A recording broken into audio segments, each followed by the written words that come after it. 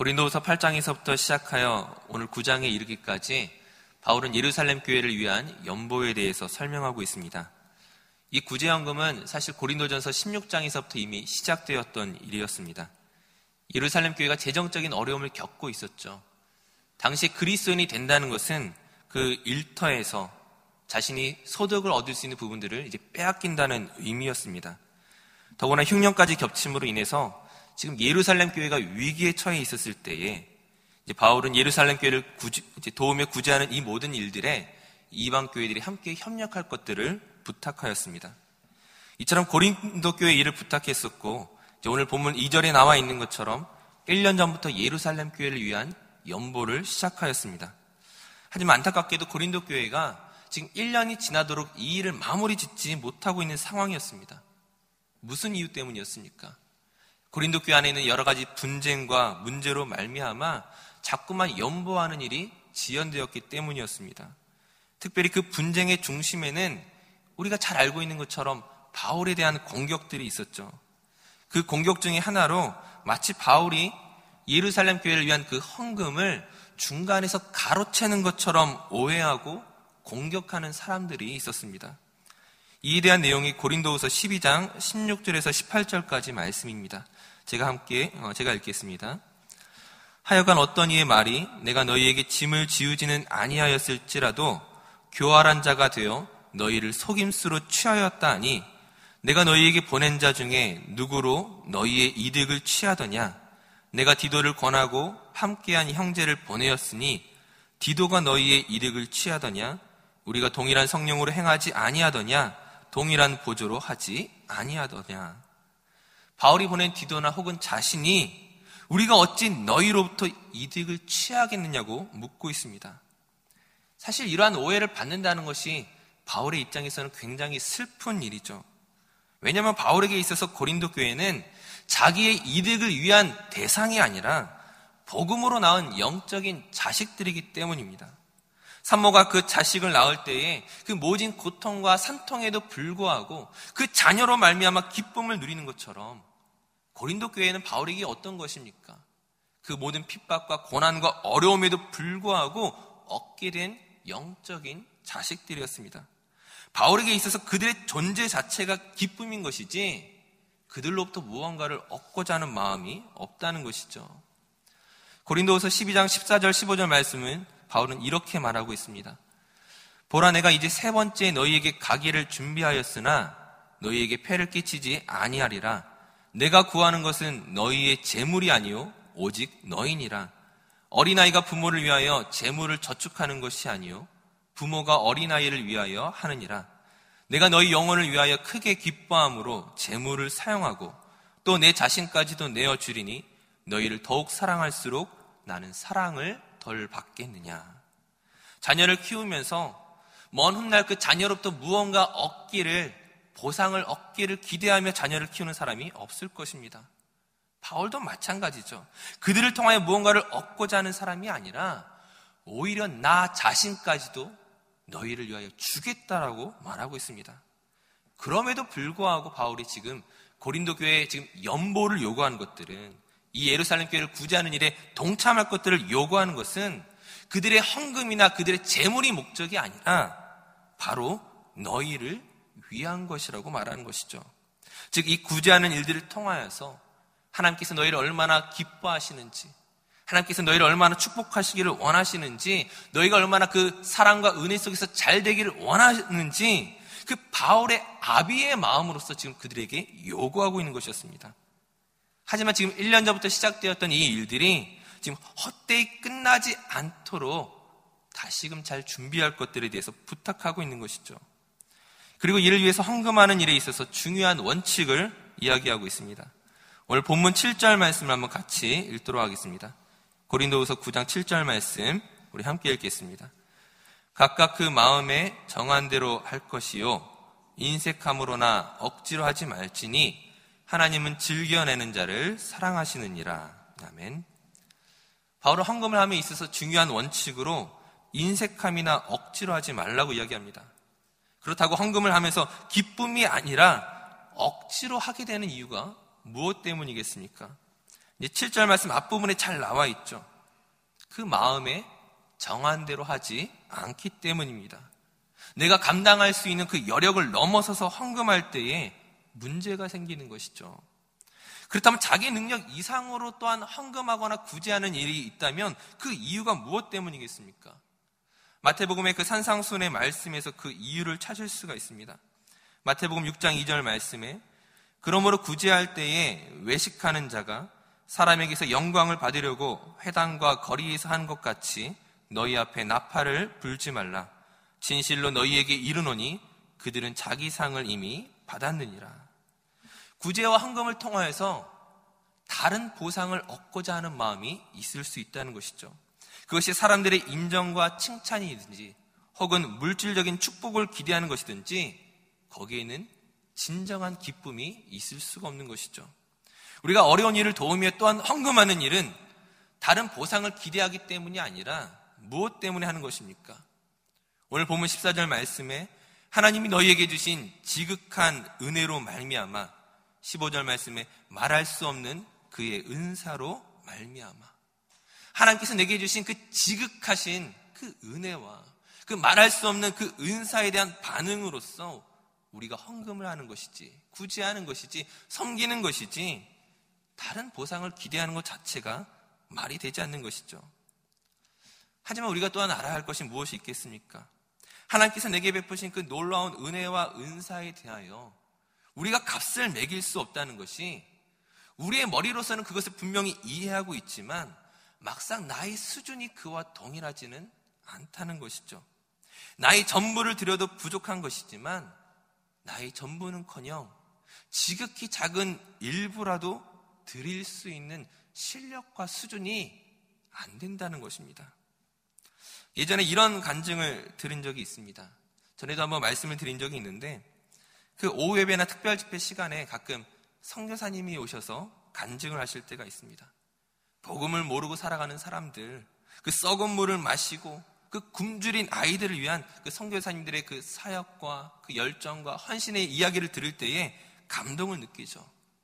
아, 나는 이렇게 하나님 주신 축복으로 말미암아 편하게 이렇게 행복하게 잘 살고 있는데 참으로 선교사님들이 그토록 고생하고 있고 그곳에 참으로 많은 불쌍한 사람들이 있구나.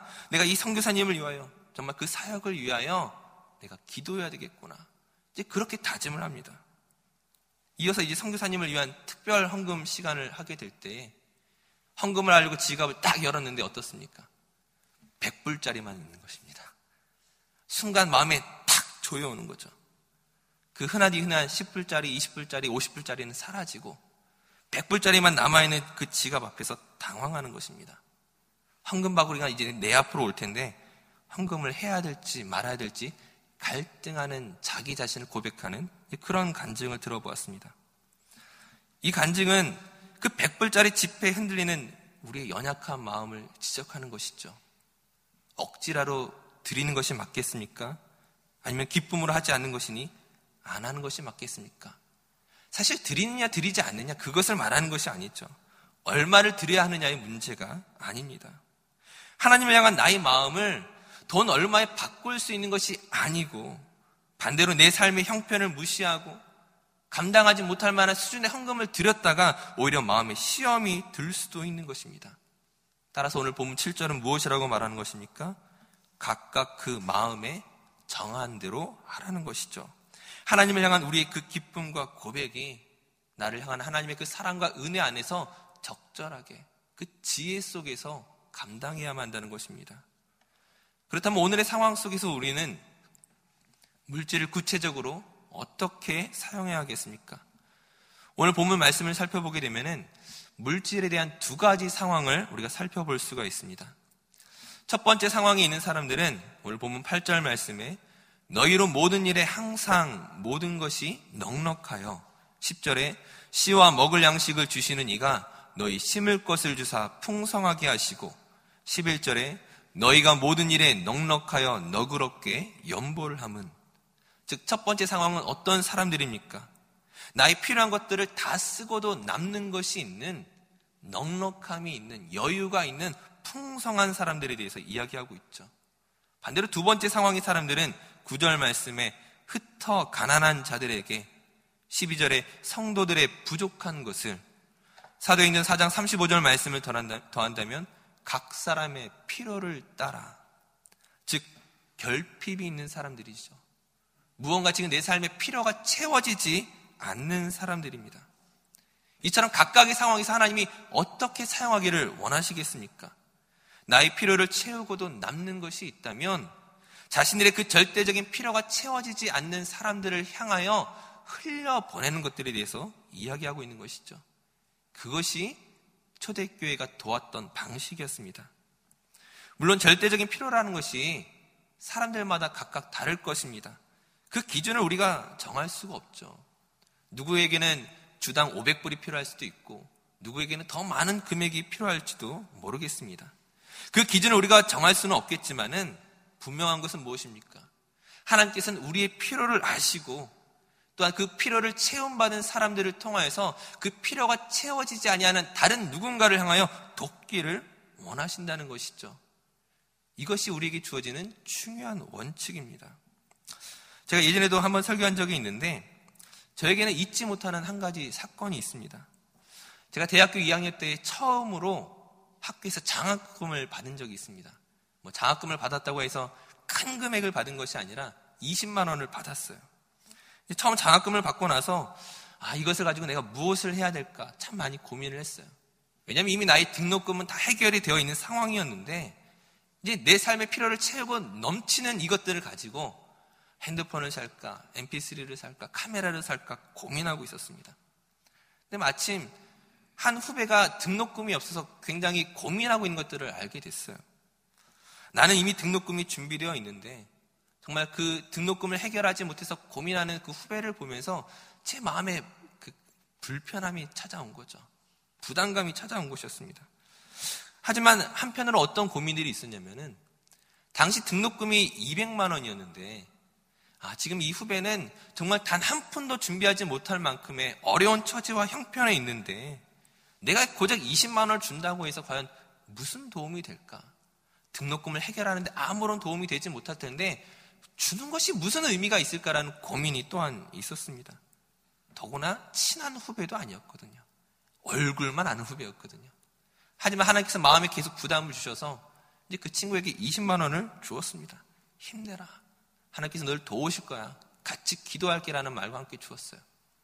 근데 일주일 후에 그 후배에게 어떤 연락이 왔냐면은 자기에게 그렇게 도움을 주었던 7, 8명의 사람들을 통하여서 하나님이 자기의 필요를 정확하게 채우셨다는 것입니다.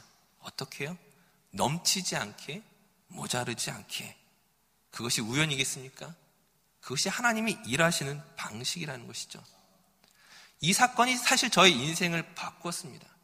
신학교에서 배웠던 지식과 공부가 저를 바꾸는 것이 아니라 이 작은 하나의 사건이 저를 바꾸었죠. 나이 넘치는 것으로 연약한 지체, 부족한 것들을 채우시는구나. 반대로 나의 그 부족함을 내가 어떤 것들을 필요로 하는 상황 속에서 하나님이 다른 누군가를 통하여 얼마든지 나를 채우실 수 있는 분이구나를 확신하게 되었다는 것이죠. 그때부터 제 인생이 바뀌었습니다. 그 이후로 지금까지 살아오면서 수십 건의 그 간증을 통하여서 하나님께서 채우시고 또 넘치는 것들을 통하여서 하나님이 살아계시구나를 경험했던 것이죠. 사랑하는 성도님들, 오늘 우리 삶의 풍성이 넘치는 것들이 있다면은 그것은 그냥 주신 것이 아니죠. 필요가 채움받지 못한 사람들을 도우라고, 흘려보내라고 풍성케 하신 것입니다. 반대로 오늘 우리 삶에 부족이 있습니까? 채움받지 못한 필요가 있습니까? 걱정하지 마시고 하나님께서 능히 채우시고 도우실 수 있는 분이심을 신뢰하시기 바랍니다. 그런 믿음 속에서, 그런 경험 속에서 우리는 인색함이나 억지로가 아니라 기쁨으로 이 모든 일들을 감당하게 될 줄로 믿습니다. 오늘 하루도 그런 풍성한 하나님의 은혜를 경험하고 체험받는 저와 모든 성도들 되시기를 간절히 축원합니다. 기도하겠습니다. 사랑의 하나님, 단 한순간도 하나님의 은혜가 아니고서는 이 자리까지 나올 수 없었음을 고백합니다. 때로는 인생의 위기 속에서 그 절대적인 그 필요의 부족 속에서도 우리를 건지셨던 분이 하나님이신 줄 믿습니다.